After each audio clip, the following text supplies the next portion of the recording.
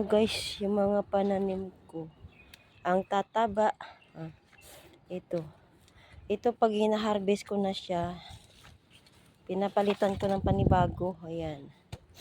Tingnan nyo. Yung, dyan ko kahapon kinuha yung obe. Tingnan mo yung spring onion ko guys. Yan. Ang tataba. Tapos ang dami cherry tomato. Daming bunga. Yan. Mga kamote ko. Tataba na mga pananim ko guys. Ayun. Ang daming bulaklak na mangga yan. Dami. Yan daming bulaklak na mga mangga.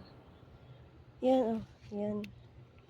Tataba na mga pananim ko. Sobrang dami ng bunga ng cherry tomato. Di ba? Marami na akong gulay. Pero ayan nanguha pa rin ako ng estewitis ang tawag dito sa amin.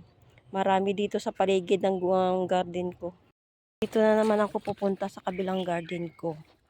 Alam niyo ba bakit? Mangunguha ako ng ganito guys. Di ba? Ang tataba. Ayan. Tataba yan. Dami. Di ba? Dito pa sa kabila ang tataba. Yan yung mga litos ko na pula. Ayan. Di ba?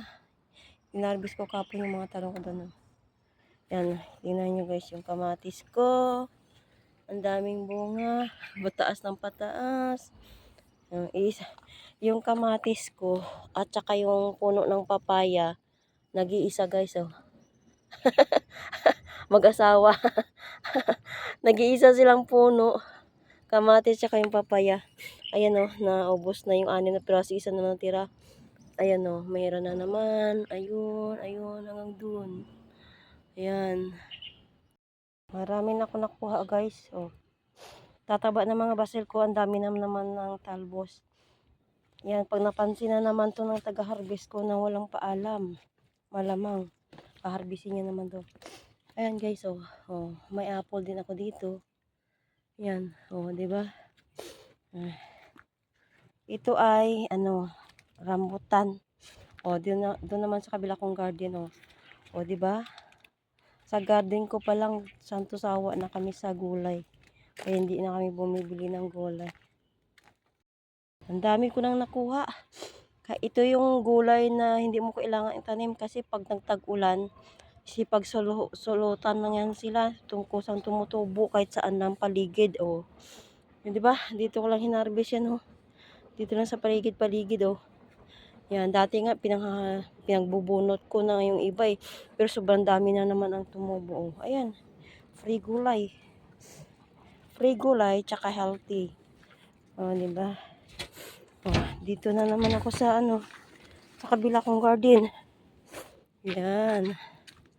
Di ba? Sus. Anuin mo na to sa pagkain ng gulay.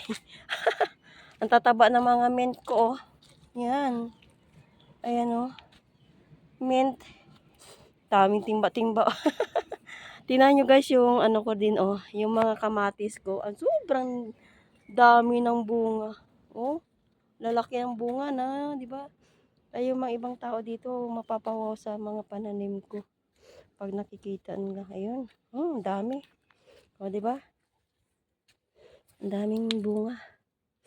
Ang daming bunga ng kamatis. Ayun, mga pananim ko matataba na mga namumulaklak na nga lang yung mga spring onion ko dahil hindi ko na maano sa di ba? Masarap siya sa itlog.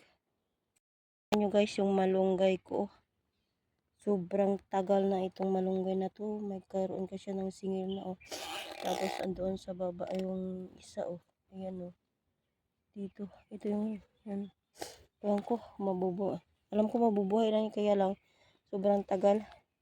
Bunga na yung mga bunga ng mga basil. Pinagtatapon-tapon lang. Ayan ang daming binhi na tumutubo guys. Tsaka marami ding saluyot. Saluyot tsaka yan. Basil ang tumutubo dyan. Ayan ang basil kong isa.